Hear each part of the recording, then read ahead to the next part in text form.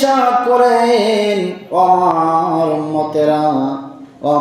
উম্মতেরা শোনো, এই রমজান মাসে যেই ব্যক্তি 30টা রোজা রাখবে, 30টা তারাবি আদায় করবে, এই রমজান মাসে যারা আল্লাহকে সন্তুষ্ট করার জন্য, আল্লাহকে খুশি করার জন্য 30টা রোজা রাখবে, 30টা তারাবি আদায় করবে, সারা মাস শ্রম পালন করবে, সারা মাস আল্লাহকে খুশি আর রাজি করার জন্য একটা রোজাও সে ত্যাগ করে না, একটা রোজাও সে ত্যাগ করবে না, প্রত্যেকটা রোজা সে রাখবে, প্রত্যেকটা তারাবি সে যে আদায় করবে, আল্লাহ পাক রব্বুল আলামিন হাদিসে কুদসির মধ্যে বলেন, আস-সাওমু লি ওয়া আনা আজজি বিহি, রোজা আমার জন্য আর আমি আল্লাহ সেই রোজার প্রতিদান দেব। জোরে বলেন সুবহানাল্লাহ। রোজা আমার জন্য। আল্লাহ বলেন, বান্দারে, ও বান্দা,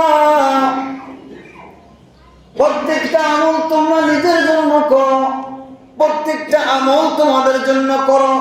আমি আল্লাহ বলি না কোন আমল আমার জন্য, নামাজ আমার জন্য, অন্যান্য আমল আমি আল্লাহ বলি না আমার জন্য, কিন্তু স্পেশালি রোজাটা আমি বলছি আমার জন্য।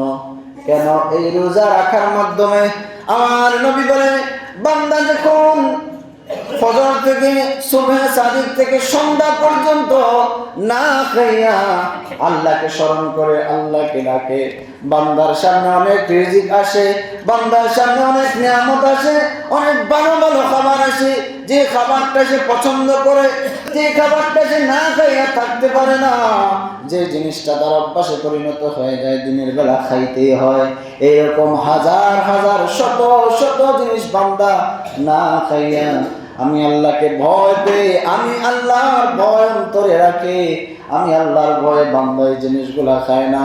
ও ফেরেশতা সাক্ষী থাকো, যেই বান্দা আমি আল্লাহকে পছন্দ করে, যেই বান্দা আমি আল্লাহর ভয়ে সে রোজা রাখলো, সারাদিন উপবাস করলো, আমি আল্লাহর ভয়ে কোনো কিছু খাইলো না, তোমরা সাক্ষী থাকো, ওই বান্দা যখন 30টা রোজা এভাবে রাখবে, আমি আল্লাহ তার জিন্দগির সমস্ত গুনাহ মাফ করে দেব। জোরে বলেন সুবহানাল্লাহ।